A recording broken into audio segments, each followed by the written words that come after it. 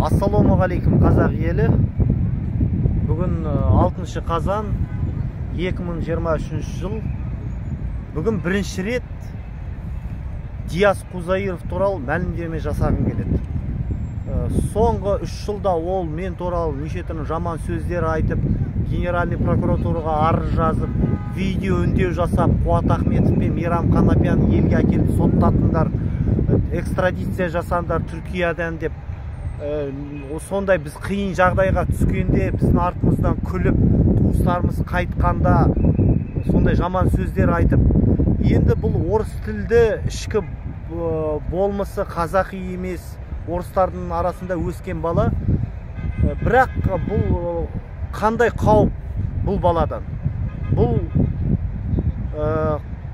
қазақтың намысын сындырады. Бұл намыс деген сөзден, намыс деген сөзді ұқпайды.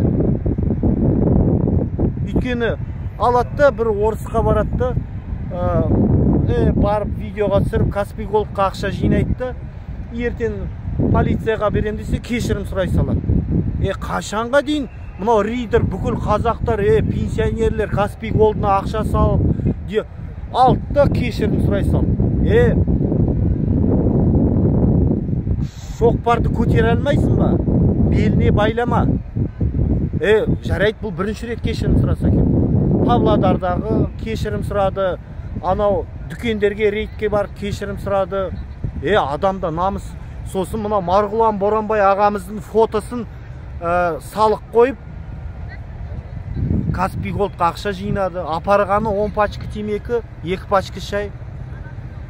Адамда нам жарайды, бірақ біздің шыдамымыз бітті. Жарайды, сен мынау орыстармен ба соғысып жатсың, бірақ бізге неге тиісесің? Қазақтарға неге арыз жазасың? Біз мұнда рахаттанып жүр дейсіздер ма Түркияда? Кім бізге ақша беріп жатыр? Жұмыс жоқ. Неге бізге, біздің үстімізден арыз жазасын? Ең қызығы, орыс ұлтынан 6 ай сайын жамандап кешірім сұрайды. Бірақ қазақтардан өзі айтты, мен ешқашан өлсем де кешірім сұрамайды. Бұл қазіргі заманның алиби Жангелдин. Сондықтан, егерде елде осы YouTube қарайтын адамдарда саяси сауаты болмаса, осылай апарып қораға тыға береді.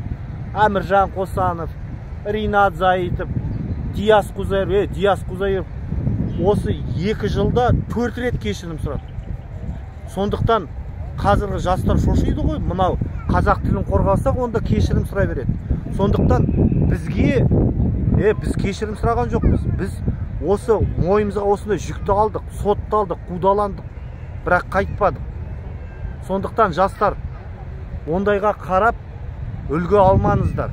Намыс деген сөзді, сосын сөз қадірі деген бар қазақта, Бұл орыс секілді бәрін боқтай береді. Бізді 2 жыл боқтады. 2 жыл Генеральный прокуратураға артымыздан арыз жазып соттатқызғысы келді. Енді бумеранг деген сөз бар. Бумеранг осы ридер емес, оның алдында да төрті. Бұның ұяты жоқ. Қазір 3 айдан кейін ұмытылады, қайтадан шығады рейдке. Бұл ұят, намыс деген сөзді білмейтін бала.